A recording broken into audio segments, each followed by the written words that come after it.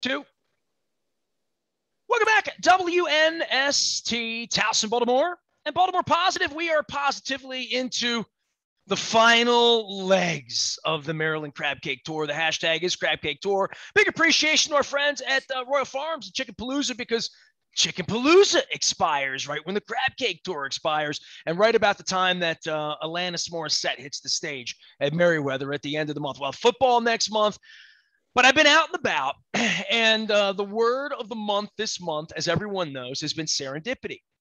I feel like Pee Wee Herman having a word of the day, but it's the word of the month. And everywhere I've gone this month, things have happened and I have run into people. And I was at my dear friend Evan Brown's restaurant. Not the first time I was with him this month, because I was with him at the White Marlin Open in Ocean City. So I'm in his restaurant. He kicked off the Crab Cake Tour. He's kicking off a new restaurant called the Beaumont. And I happened to show up accidentally after having a Maryland crab cake with John Allen from the Charm City Devils in Montgomery County. And I strolled in, and the entire Mohler family, all living, breathing members of the Mohler. I'm surprised they all fit into the Beaumont. Sandra Gallagher Mohler, known as Coach S, which I attended Sandra's wedding. I think I might have danced with her, and I never knew anybody ever called her Coach S. So here as Coach S, is this sort of your Wonder Woman alter ego type of thing, Sandra? It is. Gallagher Mohler is just a mouthful. So quickly in my coaching career, it shifted to Coach S. How many when did you get associated with the Mohlers? Because I want to get to the root of this, because Don and Linda have celebrated 50 years. And, I have people like Michael Steele sits with us and has a crab bomb last week and had no idea that Don was my high school guidance counselor in 1982. So I don't know when you found out about that, but like the Mohlers just recruit people. And then you happen. So you're part of this thing, but I've had most of the Mohlers on the show other than you, quite frankly. Yeah, I'm honored to finally make an appearance. It's great. Save the best for last, Yeah. No, it's been 20 years in the making. And I think I figured out about 5 years ago your connection to Don, and it made the story all the more amazing. You didn't know that he was my guidance counselor. How did you think he got into my life? Did you have any idea? No, I mean, you're both pretty outgoing people, and it just seemed to fit. And then to hear the real story, it was pretty profound. Well, I mean, it just keeps going, where I walk into a restaurant and you all are there. And then you came up to me, and look, we can talk about your coaching career and getting in shape and how I'm becoming a fat ass out on the road every day, carb loading, eating crab cakes in Costas and at Fadley's and any place else I feel like this week, including Western Maryland, as my wife paddle boards around and looks like she's 21 after 2 bone marrow transplants. So we can get to that and health and all of that.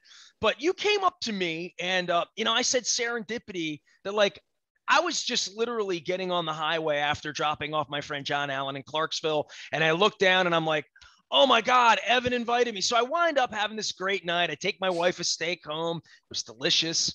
But we talked about serendipity, and you came up to me and you're like, today's National Serendipity Day. And I'm like, I prefer National Donut Day or National Watermelon Day or National Pizza Day or Fried Chicken Day, right? But serendipity, and and I've used this word so much this month, but it went on after I was with you, because I went to Ocean City and ran into literally dozens of people that I had no business running into in some really positive, awesome way. And I think after all we've been through with the plague, there's a Robbins principle, proximity is power, right? That being someplace, you have to be someplace to run into people. And we've all been sheltered for so long, and sort of now we're all unleashed a little bit with a mask or trying to get out a little bit. There is a part of trying to find great experiences. And sometimes, as my friend Don Sheeler says, you got to let it come to you. It'll just happen if you're in the right place, right? Yes. Yeah, no, I mean, I think that is exactly what serendipity was that moment of, and I had the conversation earlier in the day where my friend had sent that to me, that it was actually National Serendipity Day. And so when you said it, it was this light bulb moment of absolutely. But you have to leave the house to have experiences, right? Like we've all been cooped up. None of us ran into anybody with masks on at the Y's getting milk and eggs last year. Maybe you do an elbow bump with Evan if you're getting, takeout at State Fair or whatever. But now that we're out a little bit, the moments that just driving on the Eastern Shore and seeing and doing things I've never done, but bumping into people that like I had no idea would be on the end of Fager's Island at 10 o'clock on a Saturday night just because I happen to be there. And I'm like, where? And these are people not on Facebook and stuff, right? This is like people you're like, well, where have you been the last 20 years? Look at you, Right. And what are we doing here? And so I've had that happen literally almost every day. I mean, I wound up having lunch with my friend Bill Yerman at Costas just because that morning I said I need a crab cake partner. I didn't think I would run into the entire Mohler family on the crab cake tour, especially given that you guys have been at Disney World, Ocean City, running around, family, because I think we've all been cooped up, which maybe is a great way to bring you in on your professional side of what you do, which is getting people in shape and getting them off the couch and letting people know that they can be healthier and they don't have to run triathlons and do all the stuff that you do, but you take this at a pretty base level. And I would think that your coaching career for getting people in shape is probably pretty widely varied across ages, races, creeds, gender, all of that, because all of us could use a little kick in the butt to get in better shape, right? It's the truth. Well, and sometimes it's not so much of that authoritarian type of approach. It's some people are dealing with stresses that they have never faced. You could never have predicted or planned or prepped your mind or body for this experience with COVID. But so even, the range, I work with athletes as young as 6 and all the way up to people in their 70s, predominantly with a lot of athletes and athletes of all different spectrums, youth sports, professional athletes, and everybody had time of struggle here, right? So this is not something that I want people to walk away feeling like, well, I've just been sitting on my ass all this time and now I reap the, not so good rewards of that. It really did impact everyone in different ways. I've only been sitting on my ass for 3 weeks, right? I mean, just to get to these places, you have to drive. And my hips got tight down at Tillman Island and I had to, and I'm yogic and all of that, but just and I talk so much with my friends at Planet Fitness about this. I have Lynn and Victor Brick on, we talk about mental health, and I have I don't know what Don Mohler's sister would be to you, but she's a Mohler, Patty Mohler, and you're doing mental health and awareness, but movement is just so powerful. And I don't know that I really understood that when I was younger. I guess I did so much moving in my own sort of Nestor way at 19. You can imagine I was a handful, right? But I think as we do get older, we think like, well, and I hear this all the time. I say to people, I do yoga, right? And my wife's 49 and looks 21. And whatever I look when I'm shaving, better than today. I didn't get dressed up for you, Sandra. I feel like we're friends. It's okay. It's good. At some point, I've given up all sorts of things this month, just in and out of boxes, showing up late for Zoom meetings, as we're aware. So there's strange things have happened. But the fact that I've gained weight this month, it's the first time that, put this in your mind, I was a fat kid, right? I was called doughboy. Like I have pictures, right? Like my wife doesn't know that about me. And I was a pretty active kid, but I drank whole milk, ate too much bread. My parents had a horrible diet. You know what I mean? The things that I was brought up eating as a kid in Dundalk was like Archie Bunker's 1977. Here's some margarine, like here's some white bread, some white Wonder Bread. Just, we know a lot more now. Oh my God. Like the things I eat, especially this time of year when I'm getting fresh watermelon and fresh corn and fresh vegetables and organic stuff. And I love, we're going to go to an organic berry farm this week in Western Maryland. So just the education part of that. But then there's the movement, what you eat. Huge, important, no doubt. I mean, you'll preach that. We'll all preach that. And I can still eat fried chicken. I do. And I eat a crab cake every day. But there's a point where you eat a crab cake every day for 21 days and take fries with it and slaw with it. And you don't move around. That I've gained weight for the first time in my marriage. That's 18 years. We both lost weight in 2006. We got back from Brazil and I looked like a chipmunk. I weighed 180 pounds, which was a lot on my frame. You have known me when you got married like then, right? You got married 06? So I was chunky at your wedding. Or 05. 05, definitely was chunky in your wedding. I was definitely 170 ish pounds, then maybe on to 180. And we gained weight in the beginning of our marriage. And in '06, I read a book called Fit for Life. I sort of got the Martina Navratilova diet, like, like I read some things and I just cut white, white sugar, white flour. I cut butter, I cut salt, I cut all of that, carbs, all of that. And the weight, it was the summer I did Free the Birds, 2006. If you look at me Free the Birds, I look gaunty. I was like 138 pounds. It was crazy. Nothing fit. And then I stabilized. And in 2006, I've been 148 pounds or within 3 to 5 pounds, depending on like a week in Jamaica on the beach or, you know what I mean? Like drinking too much, doing the things you do. But I've never weighed more than 155 pounds since 2006. And I got on the scale and I was at 157, 158 about day 14 of this tour. And then I ran into you and I thought, I'm going to bring you on the show and have you kick my ass is what I'm going to do, but I did, there's a red light, right? I mean, I hit a little bit of a red light and the crab cake tour is part of that. And I knew I was going to pick up some weight this month. I'm not crazy, but I lost my number one exercise thing, which was hot yoga. And you know that I was a hot yoga class person. It was my thing, 100 degrees, very hard to replicate. Very, very, very hard. I mean, I feel it's been a year and 6 months and I miss it so much that you get addicted to a certain thing, right? And so what's your jam? What do you do? And taking someone like me, what would you do with me if I came into you? So first things first is I would remind you what I tell everyone is that strength is built in the gym, which that gym could be in your home, that gym could be, Planet Fitness, it could be anywhere, right? But the sculpting comes in the kitchen. So it really comes down to marrying the two in a way that makes sense and is sustainable, right?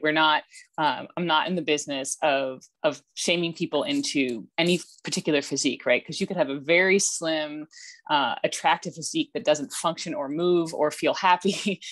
There's a lot of different variety. Oh, I've been thin and like my back and hip were killing me. I had a bad chair. Yeah. And my friends at MOI, like I got a better pillow for sleeping. Steve Elliott's my chiropractor. I mean, I've been at this alone. I've had a lot of aches and pains and a lot of injuries and a knee surgery and, and I was a catcher when I was a kid. My knees were probably played a lot of tennis. I say to my wife thinks I'm pretty sedentary. I'm like, man, I was really athletic kid, I did all of that. Right. And you pay the price for that a little later on, especially when you get 180 pounds on a frame that shouldn't have had 180 pounds for a couple of years. And then you wind up with a knee surgery and I never went back again. Right. So I think there's trauma. And I guess once the pain of being heavy or what it's doing to you, then you seek whatever it is that you seek, a better diet, a better lifestyle, a chiropractor, a surgeon in certain cases. And I know where I hit my red line. Literally when I ran into you, I carried that big ass steak out of there from the Beaumont, brought it home with more mashed potatoes and cream spinach. And there was a salad involved. It was delicious. And some water with a lime. But I do think diet is probably, it's the first thing I notice. And maybe it's because I've been running around restaurants in Ocean City and seeing people that have been heavier and having friends that you want them to eat less. You want them to work out more. But you can't be that friend, you can't be that nudge, right? Yeah. No one wants to be on the receiving end of that information. It's really about cultivating a relationship with self and then with the people that are around you, right? It's a matter of engaging, like I said, first in that conversation with self. And that's where you start to listen to the wisdom of the body, right? Like I tell all of my clients that your body knows way more about you than I ever could. And I'm really well educated and experienced in this field. But if it hurts, you're doing it wrong. Well, yes and no, right? So it's really about taking time to listen to how your body feels when you do certain things, when you're in the company of certain people, when you're eating, the variety of things that you're eating, that if after, you have 4 days of crab cake tour that includes French fries, well, maybe the issue is not actually the crab cake, but it's the French fries, or maybe the issue is the Diet Coke that's going down with it, or maybe it's because you're running around doing so many different things that you're not sleeping well, and therefore maybe it's people buying me beer in Ocean City after dark, picking up the tab and putting them in front of me. and knowing that it's 100 degrees and I'm thirsty and I might drink it, Yeah. So, and it's social, and we have been deprived of socialization for so long that is a nutrient we all need right now. And so some people are really struggling with, how can I be social in ways that are familiar to me and nourishing to me that may be different, right? So if most of your socialization involved food, then that's what we're all craving right now, right? But if, that's let's America. Say, We don't, other than religious feast where we don't eat or famine for, for a day, every other thing we ever do in this society, including National Serendipity Day, we were out having dinner together. So. Yes. Well, this is where like group classes really can be helpful. But what we lost through COVID is, they not just the accountability, though that is a factor, but it's showing up and saying, I am going to see my friend, who, even if that friend is really just an acquaintance, you see only when you show up to class. They're going to be there, right? They're expecting you. You're excited to see them. You're excited to talk about how your weekend was, the weekend before. It's all of those factors. It's not as simple as, well, I don't have discipline to do the work, right? It's what else is being fed when you attend a class. Well, yoga's hilarious because I got into it because of Brian Baldinger. Brian was my co-host in 1999, 6'5", 15 years in the NFL, played on concrete in Dallas and Philadelphia and Indianapolis when AstroTurf was the old pro putt-putt, leftover. Yeah. You know what I mean? Yeah. Literally. Yeah. And he was into hot yoga. And at that time, Bikram yoga, before I found out Bikram was a criminal, but still a decent practice, but a heinous human being, as told by my friend, Andrea Kramer. And so I started doing hot yoga, and, I began with the same complaint every adult gives me when I say yoga. They're like, I ain't too flexible. Touch my toes, and I'm like, well, hold on, like that. You have no idea that I could not touch my toes in 1999, and I weighed probably 160 pounds then, or 165 pounds then, and belt was a little, chest was a little flat, like face was a little, like all of that, and it wasn't about like getting in shape or even finding something I loved. It was more about like, well, if I were more flexible, like knowing football injuries and Bill Tessendorf, and that I was getting older. I was like 30 then. And I was like, all right, running, all of those things were hurt me more than they felt like they were benefiting me. And I was looking for something, and being a Robbins guy and like, slowing down a little bit because my pace was fast. So I learned 4 corners of my hand, 4 corners of your feet, very, very basic things with a wonderful man named Moses Brown. It was very like light and airy kind of class, not a lot of sweating going on or whatever. But then I sort of demanded more and wanted more on the athlete side of me and the competition side of,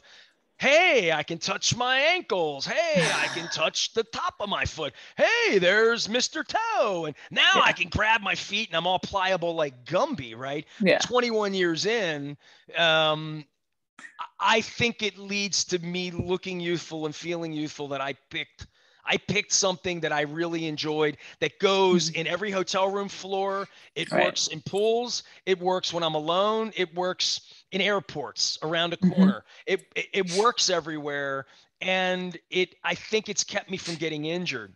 When you turn an ankle here, then I haven't been as injured since I've been yogic. Now, the last year and a half, taking that away from me and the heat, and it wasn't social for me. I mean, you find it hard to believe.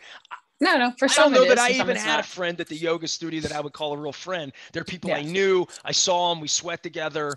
If they're in my phone or they're in LinkedIn, great. I do miss, and this is where I maybe come back to, like, there's that moment in a 90-minute class when you're 72 minutes in and you're about to die and it's 110 degrees and you're in there looking around at these people and you're like, yeah, this only we do this. This isn't probably the same way that professional athletes look at it and say, there aren't a whole lot of people that roll at the pace that I could roll when I could roll at 105 degrees in that way, because I saw people quack out. I was one of them early on. I was the guy throwing up outside because I couldn't handle it, and didn't hydrate right, and caffeine and fats and eating pork sandwiches before you walk in there, or a delicious Pizza John pizza. I mean, there's time and place for all that, but I think it gave me incredible discipline that I never ever would have found on my own running on the Perry Hall track or picking up weights or even finding a video series, right? I think there's something about that. There's a team aspect there. No question about it. And if you've ever competed at anything, I've always been better in a classroom setting. I've always sit in the front of class, ask any coach. I sit in the front of their press conference because I want to be engaged. So if I'm engaged, I'm engaged. But the class setting makes that happen. And my wife found virtual. My wife works out like all of her beauty the last year and a half, and all of it has been on a screen with someone like you barking at her, and she's got things and movement. She's in there doing it with work 3 times a day, like literally. Yeah. And I think work's change, virtual's change. How much virtual are you doing? Well, it depends. I have a couple different components to my virtual side of my business. I coach athletes all over the world through a platform where I log in their workouts every single day of exactly what that looks like. What are their weights? What are their paces if they're runners or triathletes? And then, so there's that component. And see, that's the amazing part of this, that I've never, in the modern era, I ran 5Ks and I would time myself, could I do a 5K in 35 minutes or 48 minutes or whatever the number would be. And that's old school. The new schools, my wife has an iPhone on her that tells her tells her her blood sugar. And I would think in the modern era, measurement for someone who's trying to be competitive, it's very easy to do and fun, right? Like all the Peloton stuff is all about that, right? It's pinball metrics for your body, right? Like who's going to be the best Pac-Man player, but you do. So the competitive side of this is something I'm a really competitive guy. Like I'm a prick about competition. I just don't do it in all parts of my life. You know what I mean? Like that's something on the yoga mat that I loved about yoga. There was no scoreboard ever on any day. Yeah. And that I could be fit at 53 without having to have a scoreboard felt better to me than keeping score in a tennis match, which I did all of my life, throwing tennis rackets because I couldn't win. I felt like on a yoga mat, I could win every day. Yeah. And that's the honest truth. Right. And now there actually is such a thing as competitive yoga. I don't want to know about it. I've already got Scrabble issues. I got problems, man. Yes. But here's the truth. The thing about yoga is that, and I'm not a yoga instructor, and you can find, many really wonderful ones, but the thing about yoga is it's not just flexibility. It is teaching you how to breathe through difficult tasks. And that is a life component, right? It's not just about, oh, well, can I touch my toes? It's about how long am I willing to continue to try to touch my toes? How much pressure and tension am I willing to tolerate and continue to go after day after day? And that's that competitive And how can component. I fall out of basic poses when I'm sweating profusely an hour in and fall over, and instead of getting pissed off because I hit the ball into the net, just laugh. Just laugh, like that's and that's something I don't share with a lot of people, Sandra. You're cutting me open like Patty Mohler does, because like I there is something about that you have to kind of be there to understand it. Soaking in your own sweat, laughing at yourself, bent up like Gumby, and feeling like you've challenged yourself in a way that's different than mile 17 of a marathon, where very much I just don't want that on my knees. I don't feel like that's good for me right now. I don't feel like that's where I need to be. Well, and that's where you're listening to your body wisdom, right? So let me dispel the myth real quick, because you just said it about that running is bad for your knees. What's bad for your knees is running the wrong way. Poor strength, not warming up, and not stretching post-workout, right? So if done properly, and I hope that the thousands of youth athletes that I've coached over my career at this point have learned, is that if you don't take time for your warm-up, you will pay for it in pain and injury. And that's just the biggest thing that Coach S on the scene. Yeah, that's what I like to hear. Sandra Gallagher Mohler, Coach S, as she prefers to be called on this program, joining us here. Tell everybody how to find you and what you're doing these days. Because I know you personally and through friendship and family and all that. And I've never had you on the show, and we kind of put this thing together through serendipity, but we've wound up in this yoga conversation for old guys and things that other people do. But when someone comes to you, you're trying to find the thing they like. My wife has loved paddleboard. My wife fell in love with yoga the day COVID happened. She Yeah. took this computer, got locked in the room with like yoga with Adrian at 6 a.m. and just started doing yoga every day during the pandemic. And then Yeah. that was a gateway to, I want to climb mountains. Now that's what she does with her sister. They have all this climbing gear and they're climbing lighthouse, the fire towers in New Hampshire. So she's found this pathway, and I have no interest in that. I got mosquito bites from Smith Island. Can you see this? They're all over my neck. Did you enjoy the cake? That's the question. Did you enjoy the cake, the Smith Island cake? I had some this morning with my coffee. And I'm telling my, my health instructor what a fat ass I am. It was a little piece of cake, and it's just little strands of chocolate in there. But if someone comes to you and they say, all right, I want to get in shape. I can't touch my toes. I'm 50 pounds overweight, at a different level than me, where like I gained a couple of pounds on a crab cake tour and I just literally need to cut an hour out, heat a room up, and, find God, as they say, find my creator. So the first thing is, what do you like to do? Right. So my job is not to say, well, you have to eat this and you have to do this amount of running, all that stuff. That's not it. Right. Like, let's find what you like to do. If someone comes to me and says, well, when I was 10, I swam in my grandmother's backyard and I really enjoyed that feeling. Then we're going to try and find you a pool and start with what you like, right? Because you're much more likely to show up day after day if you enjoy what you're doing. If, however, you really hate that cold pool feeling first thing in the morning, let's not start with the pool. Let's start with something small. The other big thing is there's a lot of like shame and judgment when it comes to fitness, right? So some people, COVID really brought out this opportunity to do virtual things where they realized, I can do this in my own home where I'm not worried about what someone else is thinking, which, by the way, people aren't really thinking because they're all in their own head thinking about what other people are thinking about them.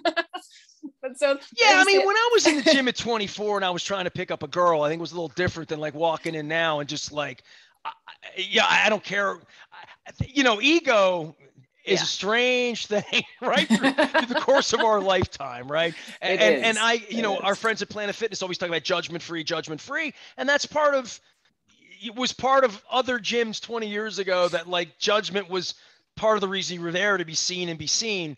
Yeah. I don't, in the modern vernacular, and I think for our audience here, it's more about how can I live longer and do it so I don't die the death my uncle or aunt or someone we know who didn't do it healthfully. How can I take a better path? And those are all daily decisions, but I think they begin dramatically in some way, right? We all sort of remember that moment that we did something that said, okay, that's the end. I have to change my ways. And I think that's the hardest thing, is to say, I'm going to start doing something like swimming, something I like every day, and then find the simple joy. Or even start with one day, right? That's another way that people set themselves up for failure. It's they're like, all right, I'm going to go to the gym. I'm going to be there at 5 a.m. I'm going to be there every day. And then they're good for 4 days. And then Thursday comes and Thursday is that day, right? Don't cut out Thursdays, because Thursday turns into Thursday, Friday, Saturday, Sunday off. And then you start Monday and you really didn't gain any fitness Monday through Wednesday. So don't cut out Thursday. That's a big trick of mine. But it really comes down to setting yourself up for success and how you do that. This is where people like me come into play. And this even comes with, at the professional level, is people need something they need to turn their brain off, right? Work with executives who very high level engineers, and they're responsible for all these minute details for so many other people on their staff teams. They're like, I need someone else to take this off my plate. I'll do whatever you tell me to do. My wife's an engineer, and when the off button when she stops, like having seen this now, her work, and I'm a writer, so I can come in, I can come in and out, but I'm very focused. But the engineering thing, when her mind gets turned off, it's like a whole, it's just different. I think when we all have different jobs, right? But like accountants, I think I could never do that. Or like surgery or doctors. I'm like, that's just a level of focus that would take that I don't think, it's not that I'm ADD. I just think, man, that's a whole different level. And turning that off is different, I think, for people. It is. It is. And then having to establish that relationship with the, okay, well, when I give you a range and say, okay, I'd like you to work in this level of heart rate, for example, it's kind of like my sister's an art teacher, and she always tells the story of when she'll tell her students when she was working in elementary school, draw a turtle. They couldn't handle it. They were like, what kind of turtle? What color should the turtle be? How big should the turtle be? And her whole point was, I'm giving you the gift of choice. I'm giving you the gift of variety here. And some people really struggle. They feel like their bumper system is a little bit too off. Their margins are a little bit too off, right? They like really, really strict parameters.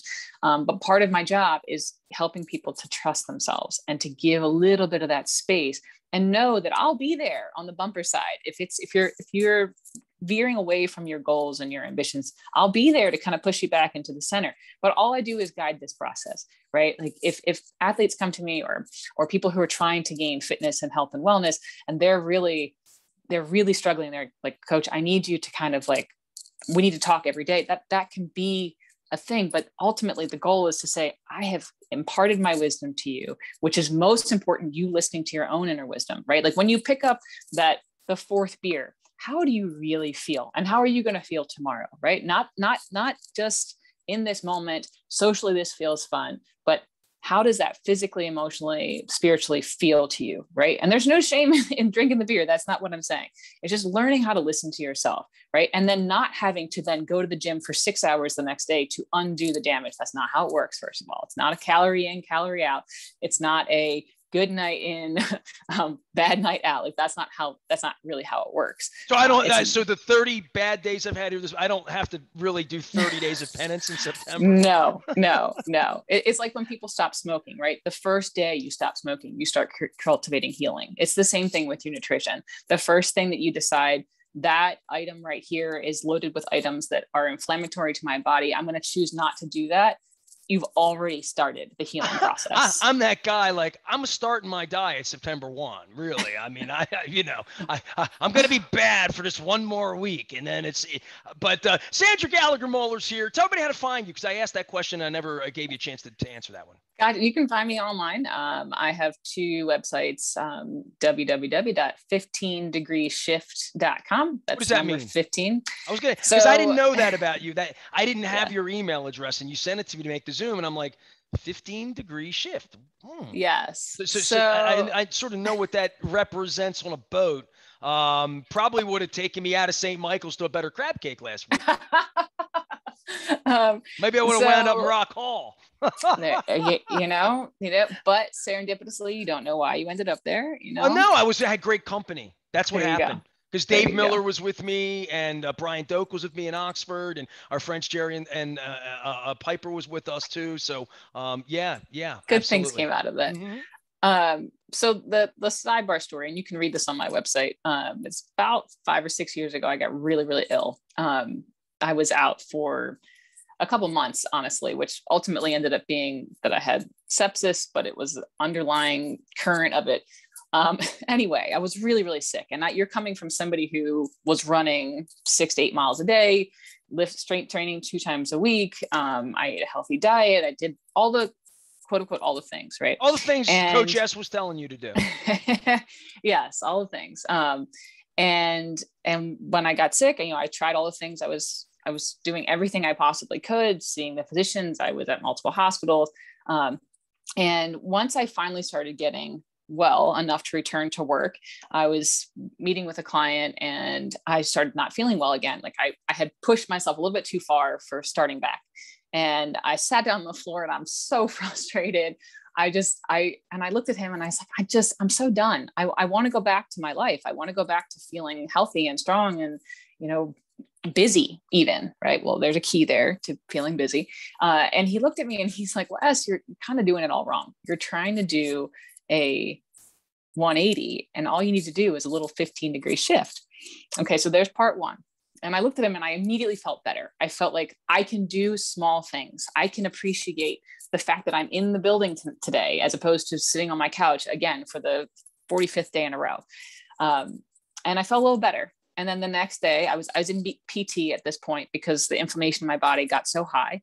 And the woman is working on my neck and she said, man, you're really tight today.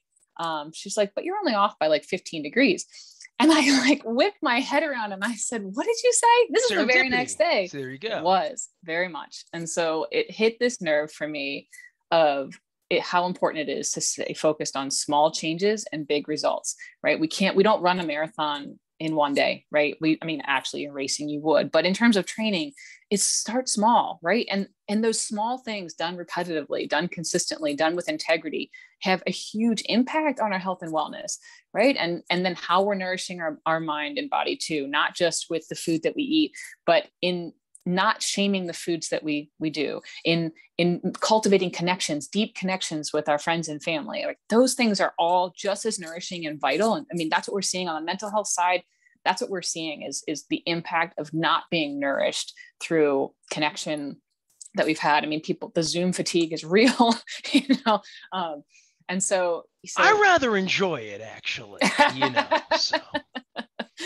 Yeah, I think people are rebounding a little bit now after having been able to get back in, but there's definitely a fear of people being stuck back in isolation. I think that's why we're trying so hard to continue with those things. If Don were here, you'd poo-poo that. I don't know, man. I've been out. I'm seeing the unvaccinated. I'm worried about all of the political information and all that, but I'm not expecting it to be a normal winter. No, I'm trying agreed. to get my fun in. I'm sitting on Stones tickets October 4th in Pittsburgh, and I don't really, it's 50-50 to me whether that's going to happen in my mind. Whereas all of my life, if I had Stones tickets in Pittsburgh on October 4th, I'd be like, when can I get there? Where am I eating? Where am I drinking? Where am I staying? How am I getting home? Now it's more like, everything after the plague feels a little bit like maybe the Ravens will have a lot of people there for the Chiefs game. Maybe they won't. Maybe there'll be a Super Bowl. Maybe there won't. And I've become okay with uncertainty, right? So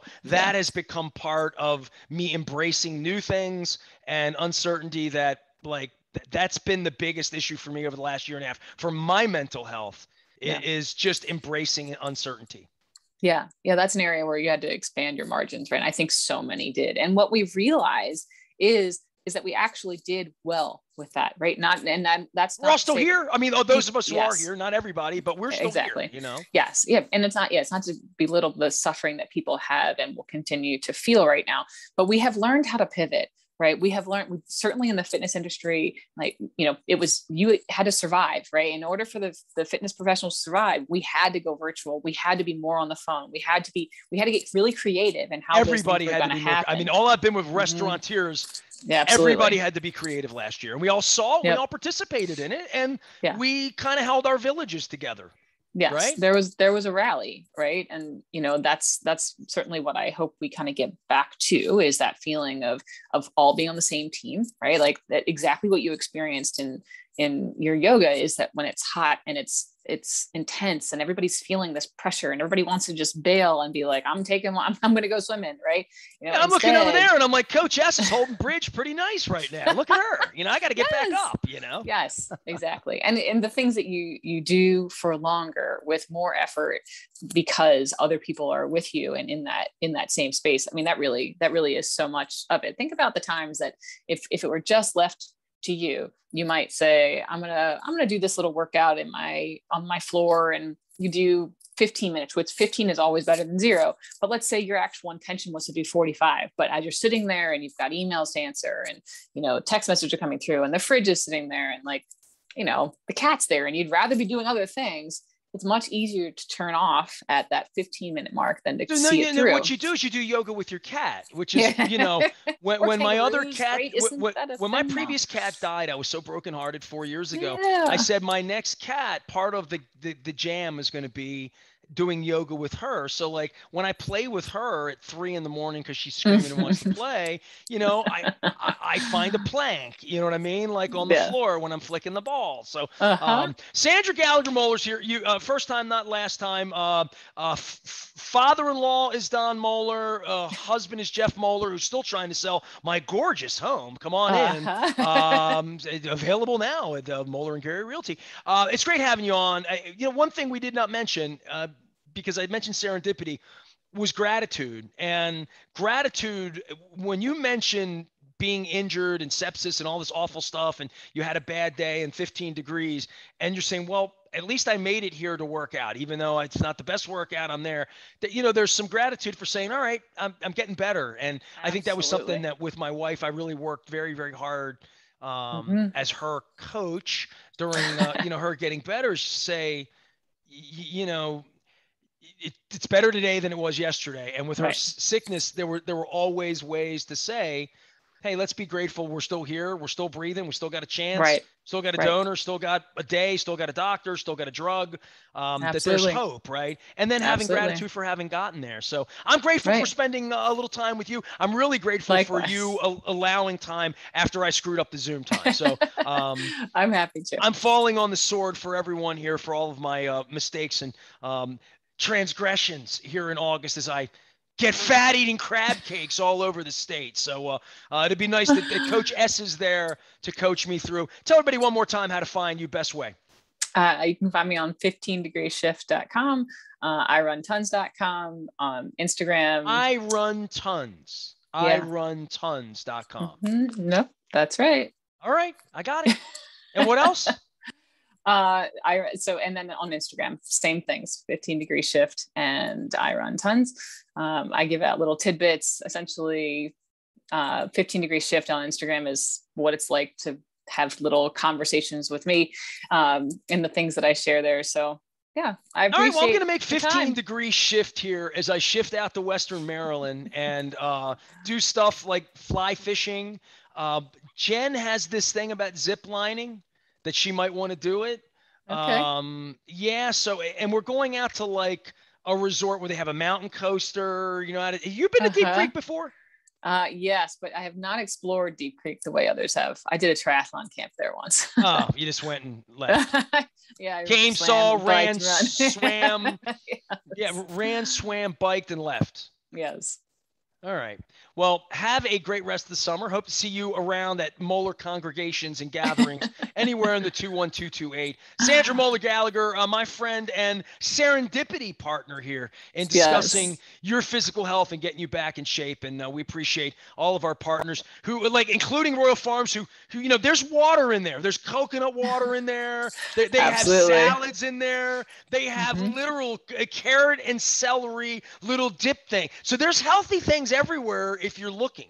Yes. I've been going in the Wise Market and coming out with fruit in the morning every day on the trip, stopping and doing all that. So in addition to the Western fries and the fried chicken, and it was delicious in Queenstown, I assure you that you can get in shape. So I'm trying to inspire them all, Sandra. That's right. That's right. It comes with small changes, big results. That's really what it's all about. I'm going to eat 15% less carb I'm going to make a 15 degree shift in my diet the last week. There you go. I've been trying to get salads and spinach involved. Believe me, every time. And people every time, and this is a restaurant thing, they wanted to bring me the peach Melba over at Costas. They knew I'm into peaches, and this is the peach cake season. You know this, right? Yes, it is. Yes, it is. You eat crappy stuff. I mean, I see you eat all sorts of stuff. Yes, it really is, because I don't believe in deprivation. I believe in modifying when needed, but I don't believe in deprivation. Like, that just makes it all the more enticing, right? When I'm seeing the songs and they're singing, you can't always get what you want, you get what you need, and singing Satisfaction, I'll think of that as I trudge back into the kitchen and continue to eat the Smith Island cake that's left over. There's 3 big pieces of it left out there, one with a big American flag in it. Yeah. So somebody's getting some Smith Island cake. Sandra, I appreciate time. Thanks for coming on with me. Thank you very much for having me. Have a wonderful day. Sandra Gallagher Mohler, Coach S. You can find her out 15 Degree Shift, and I run tons. I'm going to have to go check that one out. You can find me anywhere the internet is sold at BaltimorePositive.com. Don Mohler was with me with Michael Steele last week. We have been together doing all sorts of little conversations as we get into football season. Luke is out in Owings Mills doing all things Ravens, and we continue to monitor the Orioles' ineptitude. I am Nestor. We are WNST, AM 1570, Towson, Baltimore. We never stop talking 15 degree shifts and gratitude and serendipity and Baltimore Positive.